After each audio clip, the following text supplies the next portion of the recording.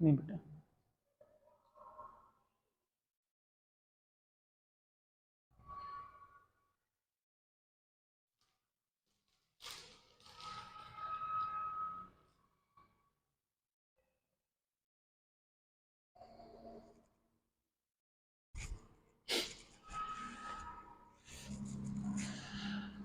Good morning to all of you students.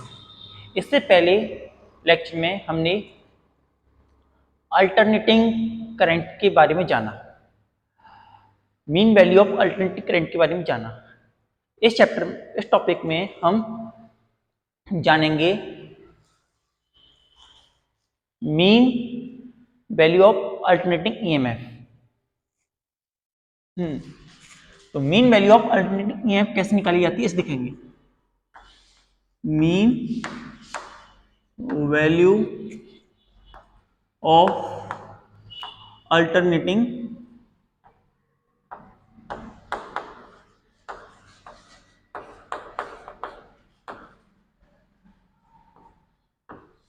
EMF, alternating EMF की mean value.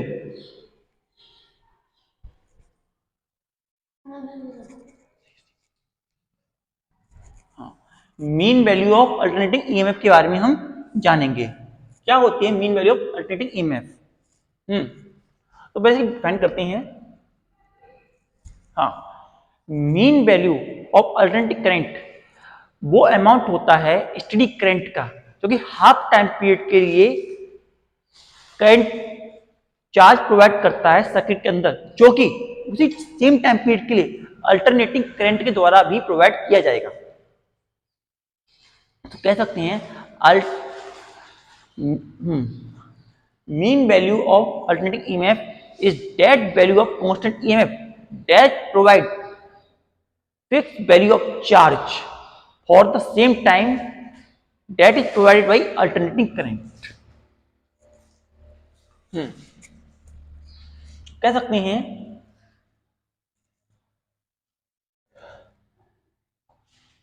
Mean value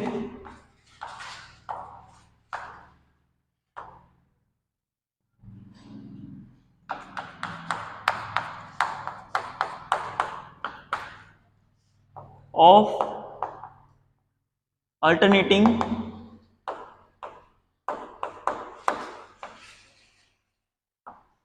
EMF is that value of constant EMF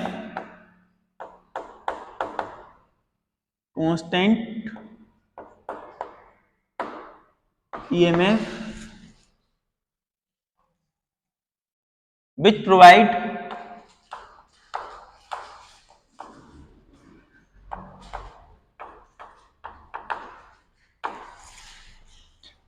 same amount of charge for half cycle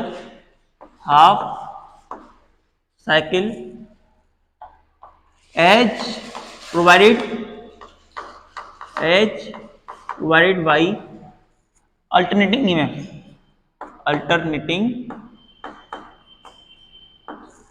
EMF for same time. Alternating EMF के द्वारा same time पे जितना current, जितना charge flow कराया जाता है, जितना चार्ज पास किया जाता है, वो वैल्यू होती है कांस्टेंट करंट की, कांस्टेंट ईएमएफ की। नाउ इसके बाद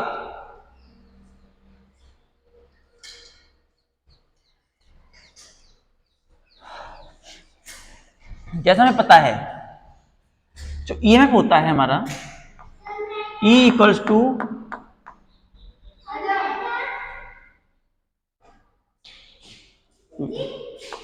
आई आर के बराबर होता है। E equals to I R के बराबर होता है। Now I equals to E upon R के बराबर होता है। नाउ ई जो होता है उसे हम कह सकते हैं E naught sine omega t, E naught sine omega t, E naught sine omega t. Now दूसरा फॉर्मूला था हमारे पास करंट का। करंट जो होता है, करंट आई बराबर होता है d q upon d T के। Current I is equal to d q upon d t. So d q हमारे पास बराबर हो जाता है आई डी टी के, आई डी टी के बराबर हो जाता है। नाउ हमने क्या है ना, आई जो है ई अपॉन आर के बराबर है, डी क्यू जो बराबर है हमारा वो बराबर है E upon R d T के, E upon R d T के बराबर है। ई नॉट की वैल्यू जो है, ई की जो वैल्यू है वो है हमारी d q equals to E naught sine omega T upon R d T के equivalent. Now total charge calculate करते हैं। Total charge for the half cycle, total charge for half cycle 0 to T pi by 2, इतने time period के लिए total charge कितना होगा। So d q integration equal to integration 0 to T pi by 2 equal to E not upon R sine omega T D t. Now integration किया तो ये total charge Q के बराबर हो गया, एंड दिस ई नॉट और R constants हमने से बाहर निकाल लिया। तो integration 0 to T pi by 2 sine omega T D T के बराबर हमारी वैल्यू बनी। हमें पता है integration of sine theta D theta बराबर होता है, और ए से बी हो तो कॉस थीटा ए बी के बराबर होता है। माइनस साइन भी आता है इसमें। So we get the value Q equals to E nought are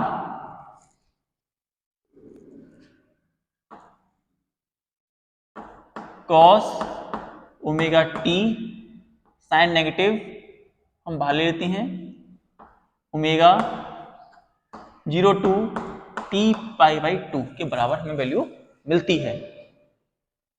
now Q है वो नेगेटिव ई ओमेगा आर के बराबर हुआ,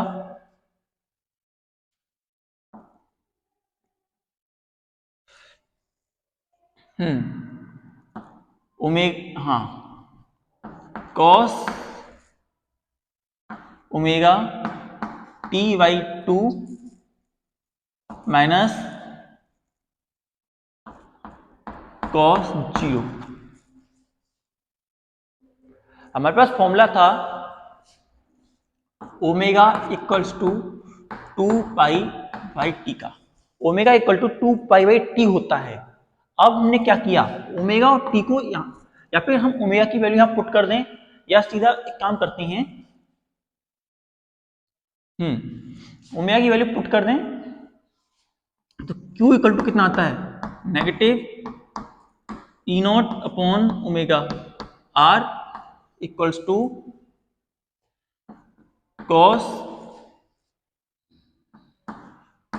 2 pi T into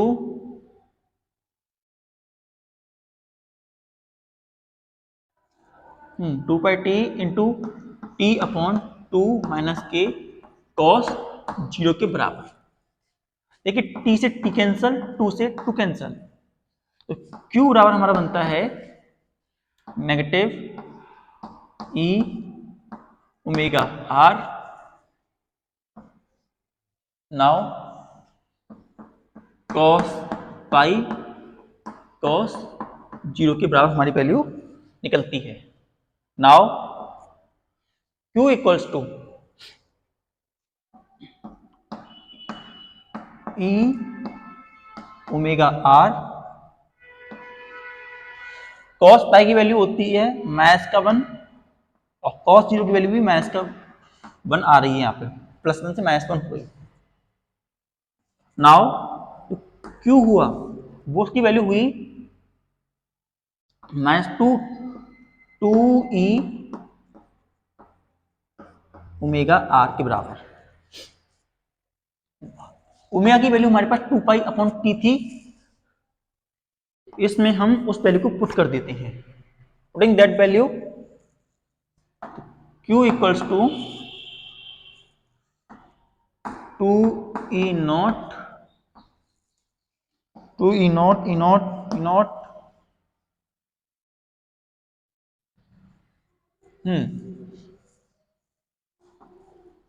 2 pi upon T R, 2 pi T upon R. So Q की वैल्यू हमारी होती है, value of Q हमारे पास आती है 2 से 2 कैंसल, तो Q equal to E nought T pi R के बराबर। E nought T pi R के बराबर हमारी वैल्यू आती है Q की। E nought T pi R के बराबर हमारी वैल्यू ऑब्टेन होती है।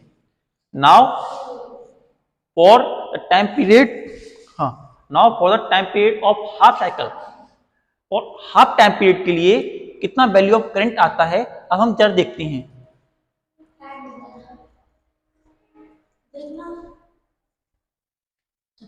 सर 8 बज गए, ये रोई 8 बजे, 8:30 बजे होती है। 8:30 पे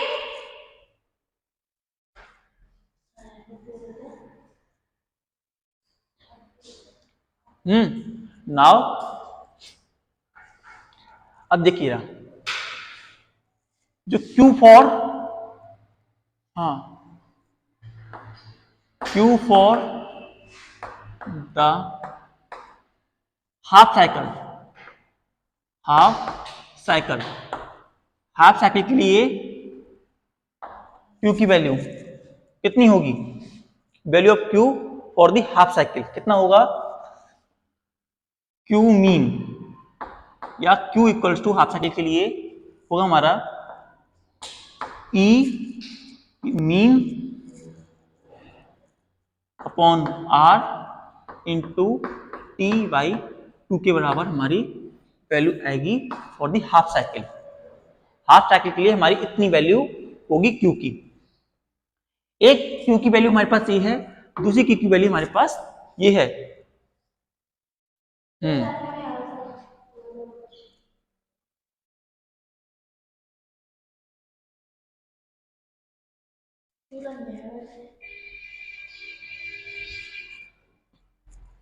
नाउ एक वैल्यू ये है, एक वैल्यू ये है, तो इन दोनों को इक्विवेलेंट रखते हैं, बराबर रखते हैं, तो E M R into T upon 2 become equals to E nought T upon pi R. R से आर कैंसिल हुआ, टी से टी कैंसिल हुआ, क्या बचा? E equals to 2 pi E nought, 2 pi E nought बराबर वैल्यू बनी E mean. So E mean की value बनी हमारी 0.637 ई नॉट। मीन वैल्यू निकली हमारी ईएमएफ की वो इतनी निकली।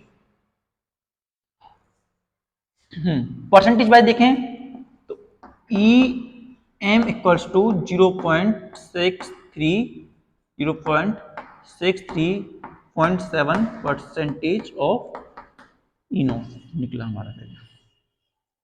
इस तरीके से करंट आई जो है हमने आई निकाला था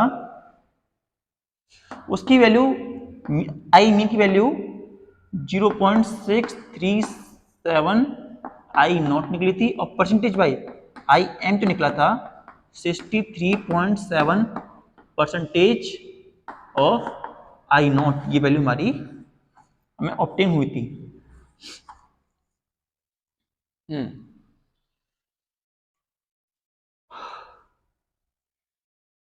तो इस तरीके से हम मीन वैल्यू की मदद से पता लगा सकते हैं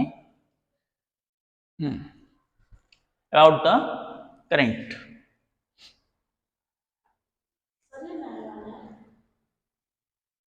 now move to next topic. Will note it down.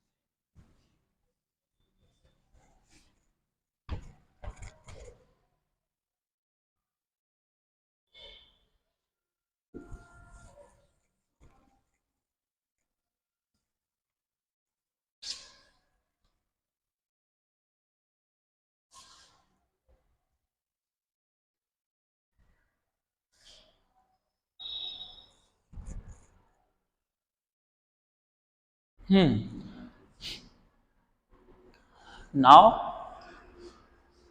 अब हमारा नेक्स्ट टॉपिक है RMS value of alternative current and RMS value of EMF.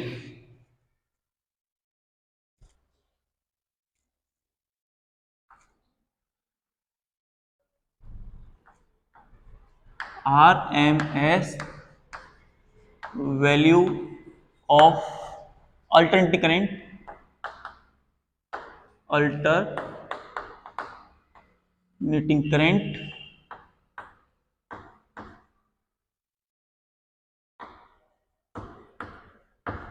RMS value of alternating current.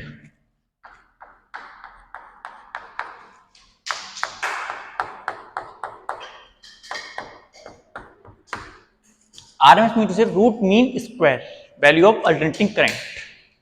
इसे निकालने के लिए हम heating effect of electric current का जो फॉर्मूला होता है उसका यूज करते हैं। Heating effect of electric current का फॉर्मूला क्या होता था? Heat equal to I square R t t या आई स्क्वायर आर टी लेते हैं अभी, आई स्क्वायर टी।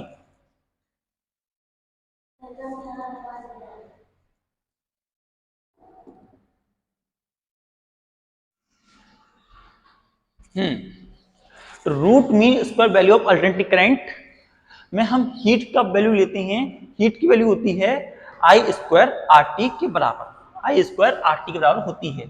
यहां पर एच जो होता है वो होती है heat produced, heat produce, H equal to heat produce. I जो होता है current flowing in a wire,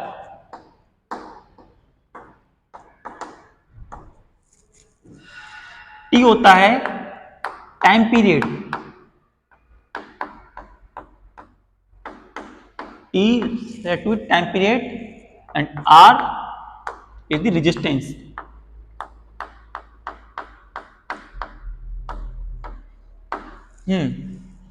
जो मीन वैल्यू निकालते समय हम टाइम पीरियड ले रहे थे 0 टू टी बाई 2 ले रहे थे, क्योंकि alternative current half cycle positive half cycle negative होता है, पॉजिटिव और नेगेटिव होता है।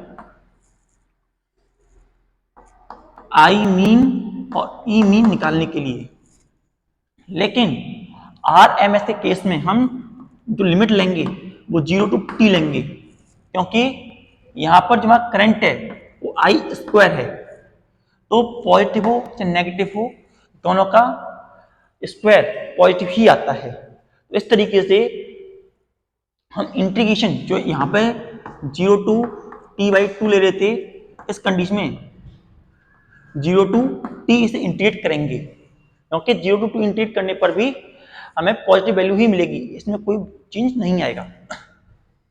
हमारे पास हीट का फॉर्मूला था heat equal to I square R T.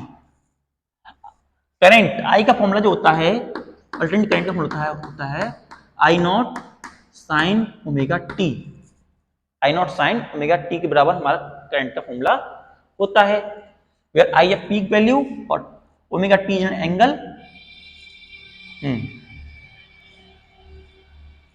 So heat बराबर हमारी होती है I naught sine omega t R d t का whole square. Now heat become equals to I naught square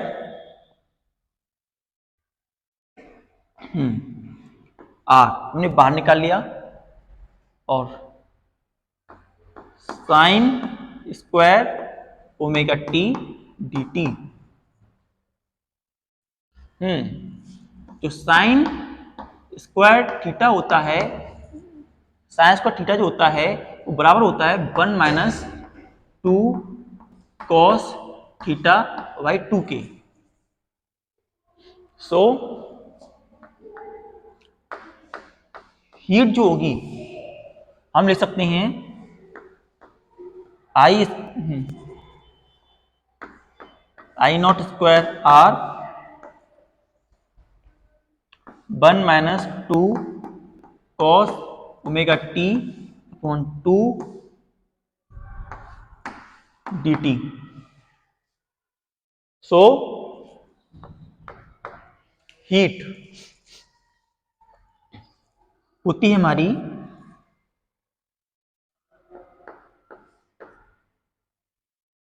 I naught R 1 upon 2 d t minus 2 cos omega T upon 2 d T के बराबर। 2 से 2 cancel हो गया, तो heat हमारी होती है heat become equals to I naught का whole square R 1 upon 2 t t minus cos omega T D t. Now integrating that value from now integrating that value from time period 0 to t. Integrating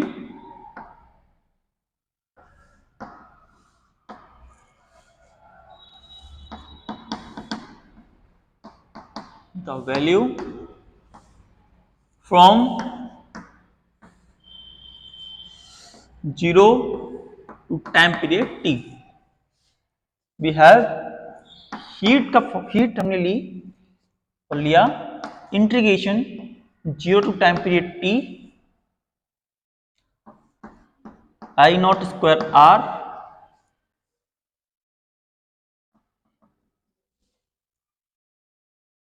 1/2 dt minus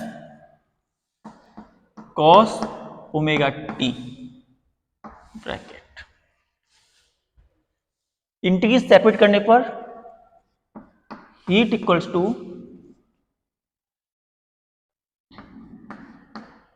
I not square r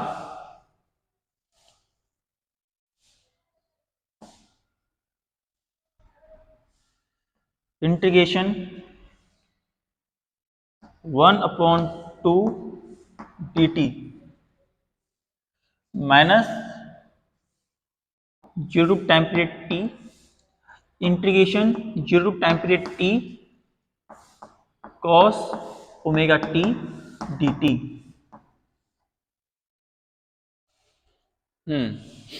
Now we have heat equals to I square nought r dt किया तो मिलता है t y 2 0 0 to t small t लेते हैं small t 0 to t minus यहां मिलता है sine omega t upon के omega time period 0 to time period t के बराबर हमें वैल्यू मिलती है। Now opening it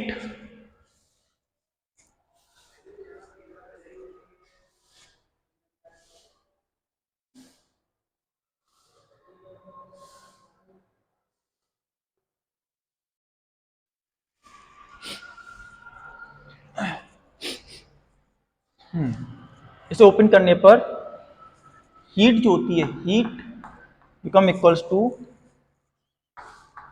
I not square R bracket में t minus 0 minus sine omega t upon omega and minus sine omega 0 upon के omega. So heat become equals to I not square R T minus sine omega T minus sine 0 के बराबर। Sign 0 की value 0 होती है omega भी रहेगा sign 0 की value 0 के बराबर होती है। So heat become equals to I not square are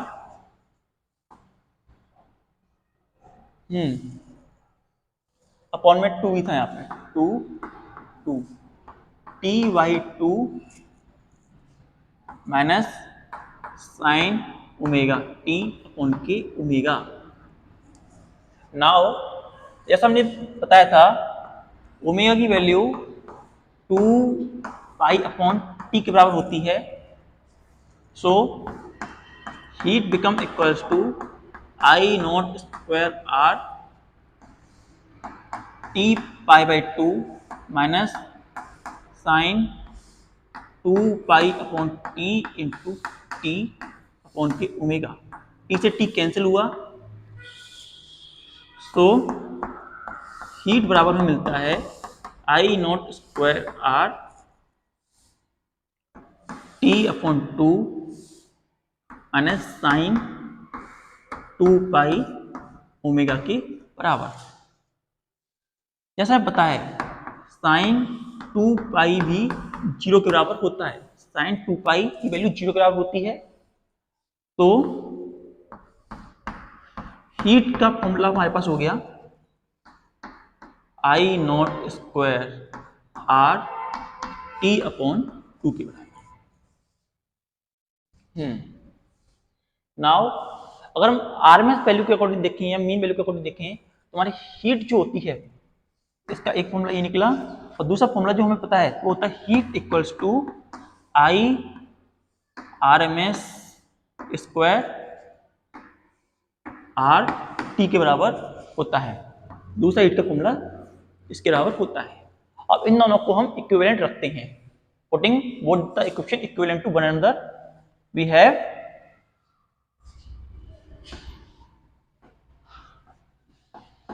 I square R M S R T equals to